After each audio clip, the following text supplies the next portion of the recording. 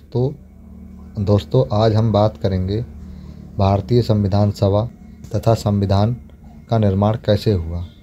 तो आज हम इसी के ऊपर बात करने वाले हैं कि आखिर भारतीय संविधान की ज़रूरत क्यों पड़ी और भारतीय संविधान का निर्माण कैसे हुआ। तो आइए बगैर देरी किए हम भारतीय संविधान का निर्माण के बारे में जानते हैं।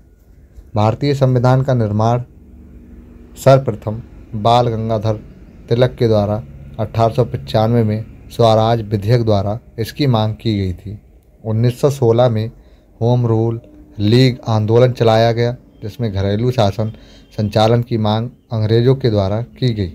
1922 में गांधी जी ने संविधान सभा और संविधान निर्माण की मांग प्रबलता तरीके से की और कहा कि जब भारत की स्वाधीनता मिलेगी, भारतीय संविधान का निर्माण भारतीय लोगों की इच्छाओं के अनुकूल किया जाएगा। दोस्तों, भारतीय संविधान का निर्माण गांधी जी के द्वारा ये बताया गया था कि 1922 में कि भारतीयों का संविधान भारतीयों के लिए होगा और भारतीयों की इच्छा के अनुसार ही इसे रखा जाएगा। फिर अगस्त 1928 में नेहरू जी ने रिपोर्ट बनाई, जिसकी अध्यक्षता पंडित मोतीलाल नेहरू जी ने की और इसका निर्माण बम्बई में किया गया। इसके अंतर्गत ब्रिटिश भारत का पहला लिखित संविधान बनाया गया, जिसमें मौलिक अधिकारों, अल्पसंख्यकों के अधीन तथा अखिल भारतीय संघ एवं एडम डोमिनियन स्टेट के प्रावधान रखे गए। इसका सबसे प्रबलतम विरोध मुस्लिम लीग और रियासतों के राजाओं के द्वारा किया गया। दोस्तों, संविधान के निर्माण में 1929 में जो सबसे पहले क्या हुआ कि इसका विरोध जो था मुस्लिम लीग ने किया और राजाओं लोगों ने किया, क्योंकि इसमें संविधान में लोगों के लिए और लोगों के ऊपर भारतीय संविधान बनाया जा रहा था, जिससे कि राजाओं की वैल्यू को ख़त्म होना था। इसलिए इसके लिए राजा लोग इसका विरोध कर रहे थे और मुस्लिम लीग भी इसकी विरोधी थी। 1929 में जवाहरलाल नेहरू ने इसकी अध्यक्षता में कांग्रेस का लाहौर सम्मेलन हुआ, जिसमें पूर्ण स्वराज की मांग की गई। 1936 में कांग्रेस का फैजलपुर सम्मेलन आयोजित किया गया, जिसमें कांग्रेस के मंच से पहली बार चुनी गई संविधान सभा द्वारा संविधान निर्माण की मांग की गई। दोस्तों, 1936 में फैजलपुर में एक सम्मेलन आयोजित हुआ, जिसमें कांग्रेस ने पहली बार चुनी हुई संविधान सभा का निर्माण की मांग की गई। मार्च 1942 में दूसरे विश्व युद्ध में उपजी परिस्थितियों के उपरांत क्रिप्स मिशन भारत भेजा गया, जो एक सदस्य का था। इसमें युद्ध के बाद भारत में उत्तरदायी शासन की मांग को मानने का वचन दिया गया, लेकिन यहाँ डोमिनियन स्टेट अवधारणा रखी गई, जिसे कांग्रेस लीग और गांधी जी ने नामंजूर कर दिया तथा गांधी जी ने इस मिशन को पोस्ट डेटेड चेक की संज्ञा दे दी। अर्थात अंग्रेज एक ऐसा दिवालिया बैंक था जो भविष्य में कभी फेल हो सकता था। भारत के शासन की अव्यवस्था को देखते हुए तत्कालीन वायसराय लॉर्ड बेवले ने जून 1945 में शिमला में एक सर्वदलीय बैठक बुलाई, जो किसी भी तार्किक नतीजे पर नहीं पहुंची। इस सम्मेलन को शिमला सम्मेलन या बेवले योजना के नाम से जाना जाता है। दोस्तों, 1945 में जो सर्वदलीय बैठक हुई थी, इसी सम्मेलन को हम शिमला सम्मेलन या इसको जिस वायसराय के द्वारा कराया गया था उसको बेवले योजना के नाम से जानते हैं। मार्च 1946 में कैबिनेट मिशन भारत भेजा गया, जिसकी अध्यक्षता सर पैथिक लॉरेंस ने की तथा 2 अन्य सदस्यों सर स्टेफर्ड क्रीम्स और एवी अलेक्जेंडर थे। इस आयोग द्वारा तत्कालीन समय में शासन का सही निर्धारण करने का प्रयास किया गया।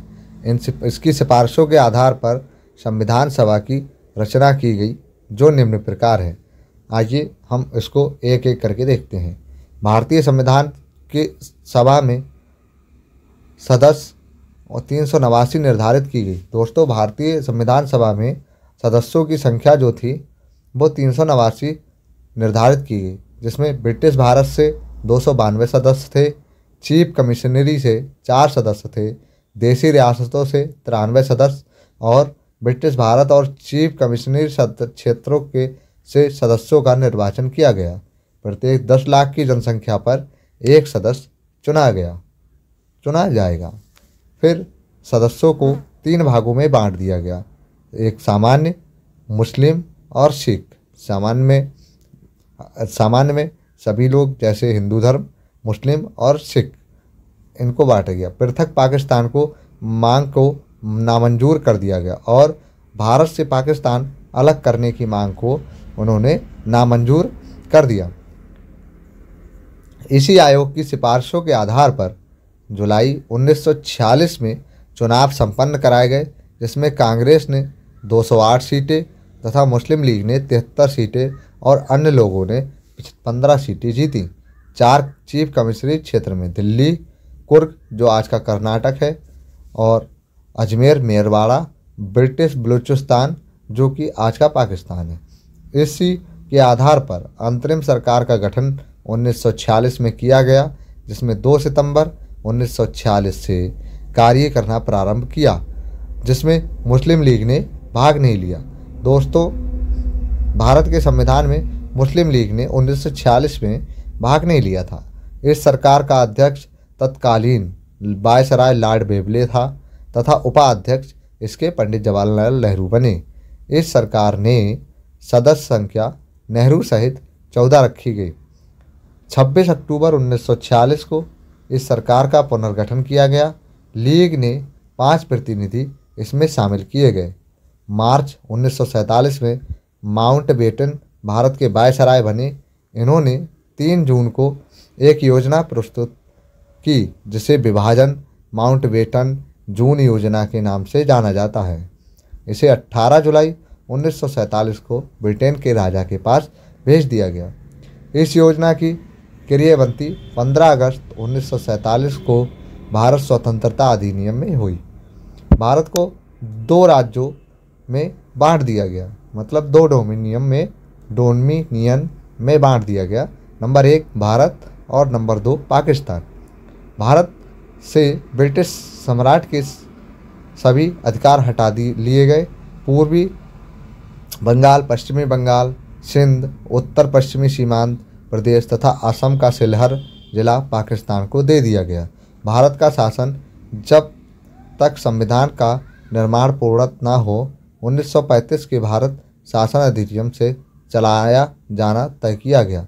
संविधान सभा को संप्रभु संप्रभुता की स्थिति प्राप्त होगी। दोस्तों, पाकिस्तान को जो दिए गए क्षेत्र थे वो था पूर्वी बंगाल, पश्चिमी बंगाल, सिंध, उत्तर पश्चिम सीमांत प्रदेश तथा असम का सिलहर जिला पाकिस्तान को दिया गया। ये ध्यान रखने वाली बातें हैं दोस्तों कि पाकिस्तान को कौन कौन से ज़िले दिए गए, तो वो हैं कौन कौन से दोस्तों, आप सभी जानते हैं कौन कौन से थे। वो दोस्तों ज़िले थे ये पूर्वी बंगाल, पश्चिमी बंगाल, सिंध, उत्तर पश्चिमी सीमांत, असम का सिलहर जिला। ठीक है। फिर है भारत का शासन जब तक संविधान का निर्माण पूर्णता न हो जाए 1935 के भारत शासन अधिनियम से चलाना तय किया गया। संविधान सभा को संप्रभु संप्रभुता की स्थिति प्राप्त हो गई। भारत का वायसराय माउंटबेटन बना रहा, लेकिन पाकिस्तान में गवर्नर जनरल या वायसराय मोहम्मद अली जिन्ना बने। विभाजन के बाद संविधान सभा का पुनर्गठन किया गया। 9 दिसंबर 1946 को संविधान सभा की पहली बैठक हुई, जिसमें अस्थायी सदस्य अध्यक्ष सच्चिदानंद सिन्हा को बनाया गया। दूसरी बैठक 11 दिसंबर 1946 को हुई, जिसमें स्थायी अध्यक्ष डॉक्टर राजेंद्र प्रसाद को बनाया गया। इसी अध्यक्ष बैठक में उपाध्यक्ष H.C. मुखर्जी थे और संवैधानिक सलाहकार B.N. राव को बनाया गया। फिर दोस्तों तीसरी बैठक हुई। तीसरी बैठक 13 दिसंबर 1946 को बुलाई गई, जिसमें नेहरू जी द्वारा उद्देश्य प्रस्ताव पारित किया गया, जिसे संविधान सभा ने 22 जनवरी 1947 को अपना लिया।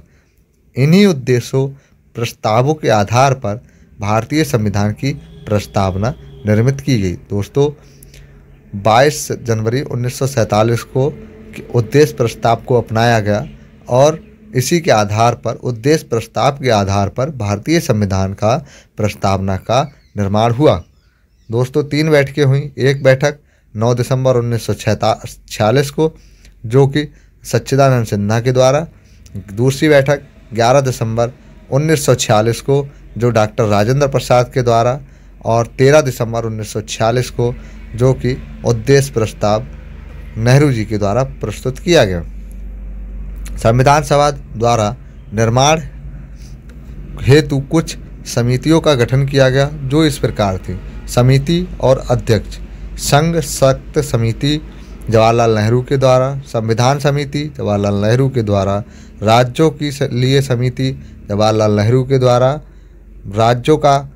राज्यों तथा रियासतों से परामर्श समिति सरदार पटेल के द्वारा, मौलिक अधिकार एवं अल्पसंख्यक समिति सरदार पटेल के द्वारा, प्रांतीय संविधान समिति सरदार पटेल के द्वारा, मौलिक अधिकारों का पर उप समिति जे.बी. कृपलानी के द्वारा, झंडा समिति अध्यक्ष जे.बी. कृपलानी के द्वारा, प्रक्रिया नियम समिति संचालन राजेंद्र प्रसाद के द्वारा, सर्वोच्च न्यायालय में संबंधित समिति एस.एच. वर्धाचार्यर के द्वारा, प्रारूप संविधान का निर्माण का परीक्षण करने वाली समिति अल्लादी कृष्णा स्वामी अय्यर के द्वारा, प्रारूप समिति और ड्राफ्टिंग समिति के जो वो बनाए गए या मसौदा समिति, वो डॉक्टर भीमराव अंबेडकर के द्वारा। संविधान समीक्षा का आयोग जो समिति बनाई गई, वो M.N. बेक्टाचलैया के द्वारा। प्रारूप समिति के 7 सदस्य निम्न थे, जिनमें कि सबसे पहले थे डॉक्टर भीमराव अंबेडकर, दूसरे अल्लादी कृष्णा स्वामी अयंगर, एन गोपाल स्वामी अयंगर, कन्हैयालाल माणिक्यलाल मुंशी, एन माधवराज, यह B.L. मित्तल के स्थान पर आए। T.T. कृष्णामाचारी, यह D.P. खेतान के स्थान पर आए। मोहम्मद सादुल्लाह, यह प्रारूप समिति 29 अगस्त 1947 को गठन की गई। संविधान सभा में पहली बैठक का अंतर्गत 207 सदस्यों ने भाग लिया। जो दोस्तों पहली बैठक हुई उसमें 207 सदस्यों ने भाग लिया। संविधान सभा में कुल 15 महिलाओं ने भाग लिया तथा 8 महिलाओं ने संविधान सभा पर हस्ताक्षर किए। 15 अगस्त 1947 को भारत विभाजन के उपरांत संविधान सभा में सदस्य संख्या घटकर 324 रह गई। अक्टूबर 1947 को संविधान सभा में संख्या घटकर 299 रह गई। संविधान सभा द्वारा संविधान के कुल 3 वाचन संपन्न किए गए। अंतिम वाचन 17 नवंबर 1949 से 26 नवंबर 1949 तक रहा। कुल बैठकें 105 तथा 12 अधिवेशन हुए। संपूर्ण भारत में पूर्व 4 अधिवेशन संपन्न कराए गए। 7वें अधिवेशन में महात्मा गांधी को श्रद्धांजलि अर्पित की गई और मई 1949 में भारत ने राष्ट्रमंडल की सदस्यता ग्रहण करना सुनिश्चित किया। भारतीय संविधान सहमति और समायोजन के आधार पर बनाया गया। संविधान सभा ने 2 प्रकार से कार्य किया। नंबर 1, जब संविधान निर्माण का कार्य किया जाता तो इसकी अध्यक्षता राजेंद्र प्रसाद करते और जब संविधान सभा विधायिका के रूप में कार्य करती तो उसकी अध्यक्षता गणेश वासुदेव मावलंकर द्वारा की जाती। संविधान सभा की अंतिम बैठक संविधान निर्माण हेतु 24 नवंबर 1949 को आयोजित की गई। इस दिन 284 लोगों ने संविधान पर हस्ताक्षर किए। हस्ताक्षर करने वाला पहला व्यक्ति पंडित जवाहरलाल नेहरू था और राजस्थान से हस्ताक्षर करने वाला पहला व्यक्ति बलवंत सिंह मेहता था तथा राजस्थान से 12 सदस्य भेजे गए थे। 11 सदस्य देशी रियासतों से, एक चीफ कमिश्नर अजमेर मेरवाड़ा क्षेत्र से थे। 26 नवंबर 1949 को संविधान के अनुच्छेद 15 में नागरिकता, अंतरिम संसद और संक्रमणकालीन उपबंध लागू किए गए। संपूर्ण संविधान 26 नवंबर 1950 को लागू किया गया, लेकिन लागू करने से पूर्व 24 जनवरी 1950 को अंतिम बैठक बुलाई गई, जिसमें डॉक्टर राजेंद्र प्रसाद को भारत का राष्ट्रपति चुना गया। राष्ट्रीय गीत और राष्ट्रगान को अपनाया गया। राष्ट्रगान रविंद्रनाथ टैगोर द्वारा पहली बार 1911 के कोलकाता अधिवेशन में गाया गया और इसकी अवधि 52 सेकंड रही। रचना मूल भाषा बांग्ला में और राष्ट्रीय गीत जो बनाया वो बंकिम चटर्जी के द्वारा लिखा गया। यह मूलतः संस्कृत भाषा में तथा आनंद मठ से लिया गया था। दोस्तों, यह वीडियो अगर आपके लिए अच्छी लगी हो तो हमें कमेंट, शेयर और सब्सक्राइब ज़रूर करें, जिससे कि हम आपको इस प्रकार की वीडियो और बनाते रहें। धन्यवाद।